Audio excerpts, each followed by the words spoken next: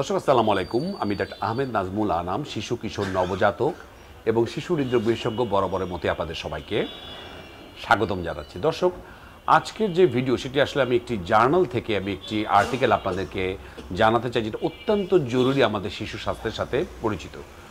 আমি আজকে যে জার্নালটির ব্যাপারে কথা বলছি, সেটা প্রায় 36টি দেশে এটি নিয়ে একটি স্টাডি হয়েছে। ব্রিটিশ মেডিকেল যে জার্নাল, সেই জার্নালে প্রকাশিত হয়েছে এবং এটা অ্যালার্মিং তথ্য দেওয়া হয়েছে।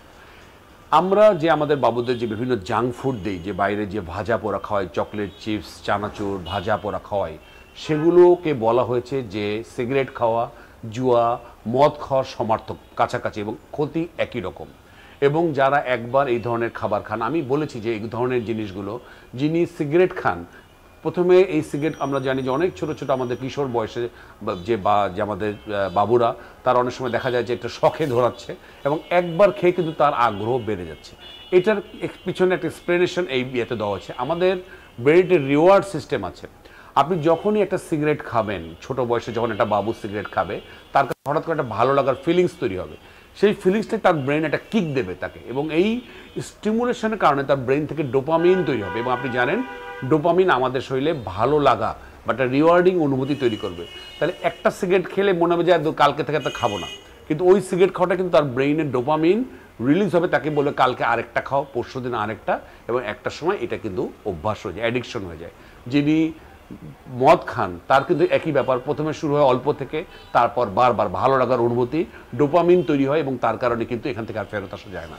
সে একইভাবে আপনি জানেন যে এখন কিন্তু বাবুরা বিভিন্ন রকম ভাজা পোড়া প্যাকেট জাতীয় খাবার, যে ব্যাপারে আমি বারবার নিষেধ করেছি, চিপস, চকলেট, এইসব ব্যাপার খেয়ে ওই একই ভাবার মা বাবার মনে কাছে একটা চিপস খেলে আর এমন কী হবে, কিন্তু ওই চিপস তার ভিতরে যে রিওয়ার্ডিং অনুভূতি তৈরি করবে, ডোপামিন তৈরি করবে, এটা কিন্তু পরবর্তী কালকে আরেকটি খাওয়ার ব্যাপারে তাকে উদ্বুদ্ধ করবে।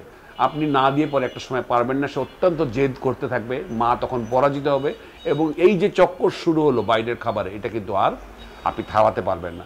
আমি বলবো যে বাবুদের এই জার্নালে বেরিয়ে এসেছে এখন 10% বাবুরা প্রি ডায়াবেটিক হয়ে গেছে। বাবুদের ভিতরে মোটা, ওবেসিটি, ওয়ার্ল্ড হেলথ অর্গানাইজেশন কিন্তু এখন এটাকে এপিডেমিক হিসেবে ঘোষণা করেছে। মোটা হয়ে যাওয়ার প্রবণতা, প্রি ডায়াবেটিক, অনেক বাবুর কিডনি প্রবলেম দেখা দিচ্ছে, এবং এগুলো কিন্তু হচ্ছে বাবুদের ঘরে বসে থাকা, অতিরিক্ত ডিভাইসে মনোযোগী হওয়া এবং এই ধরনের বাইরের খাবার খাওয়া। আমি বাসার যে গুরুজন আছে, বিশেষ করে নানা নানি, দাদা দাদি, যারা আমি বলবো তাদেরকে, আমার যারা ভিডিও দেখেন, আপনারা প্লিজ মায়া করে হলেও দেবেন না। আমি জানি মা বাবার অনেক অংশ দিতে চায় না, কিন্তু বাসার গুরুজনরা অনেক সময় মায়া করে বাইরে নিয়ে এটা দেন বাবুদের।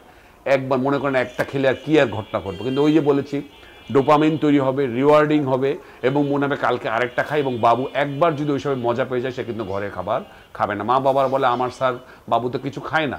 আমি যখন জিজ্ঞেস করি, আচ্ছা আপনার বাবুকে চিপস খায়? বলে হ্যাঁ স্যার, ওটা তো গপা গপ খায়, বিস্কুট খায়। হ্যাঁ স্যার, অনেক খায়, খাবার খায় না। কারণ ওই যে রিওয়ার্ডিং, একবার সে যদি শিখে যায়, সে কিন্তু আর ঘরের খাবার খাবে না। এবং এগুলো খেয়ে কিন্তু বিভিন্ন ক্যান্সারের মতো ঝুঁকিপূর্ণ রোগ, হাইপার টেনশন, ছোটো ছোটো বাবুদের আমরা এখন পাচ্ছি, তাদের প্রেশারের সমস্যা তৈরি হয়েছে, মোটা হয়ে যাচ্ছে, হার্টের প্রবলেম হচ্ছে, এবং ডায়াবেটিস হচ্ছে, কিডনির প্রবলেম বেড়ে গেছে বাবুদের, এবং এই ধরনের খাবার খেয়ে।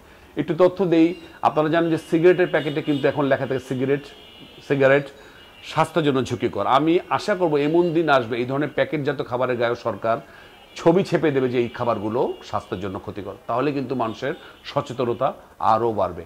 আপনার বাবুকে প্লিজ ঘরে তৈরি খাবার দিন।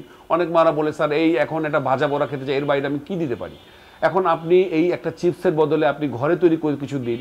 আপনি ফ্রুটস খাওয়ানো শুরু করুন, আপনি ওকে সালাদ খাওয়ানো শুরু করুন, আপনি ঘরে তৈরি কোনো কিছু মিষ্টি জাতীয় খাবার আপনি তৈরি করে দিতে পারেন, আপনি পুডিং খাওয়ান, আপনি কাস্টার্ড খাওয়ান, কিন্তু বাইরের তৈরি খাবার আপনি খাইয়েন না। ওই যে বললাম, রিওয়ার্ডিং হবে, একবার যদি ব্রেন শিখে যায়, ওটা খেলে ভালো লাগে, বারবার তাকে খেতে উদ্বুদ্ধ করবে। এবং এই একই ব্যাপার সেই মদ খাওয়া, সিগারেট খাওয়ার সাথে কিন্তু এই প্যাকেট জাতীয় খাওয়ার একই ব্যাপার, একবার খেলে বারবার খেতে ইচ্ছা করবে। দর্শক, আপনার বাবুকে এখান থেকে বাঁচিয়ে রাখুন, এবং বাসার আমি আপনার যারা মাদের আমি বলবো, আপনার ঘরে আপনি এটা স্ট্রিক্ট রুল তৈরি করুন, আজকে থেকে বাইরে কোনো প্যাকেট জাতীয় খাবার খাবো না।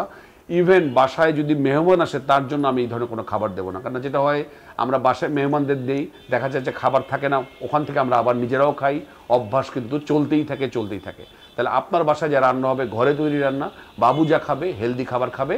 কি আর হবে, সে একদিন না খেলে দুদিন কাঁদবে, কিন্তু এরপর সে ভুলে যাবে। কিন্তু ওর যদি জেদের কাছে যদি আপনি পরাজিত হন, তাহলে কিন্তু আপনি এই যে চক্করে পড়ে যাবেন, সেখানে তার বেরোতে পারবেন না, এবং আপনি নিজে hyper tension, diabetes, cancer, kidney রোগের মতো ঝুঁকির রোগ আপনার বাবুকে আপনি চাপিয়ে দেওয়ার ক্ষেত্রে নিজেই অংশগ্রহণ করবেন। আমি আশা করছি সেখান থেকে বেরিয়ে আসবেন। আজ এ পর্যন্তই। পরবর্তী নতুন কোনো টপিক নিয়ে আবারও হাজির হব। সেই পর্যন্ত বরাবরের মতোই আল্লাহ হাফেজ।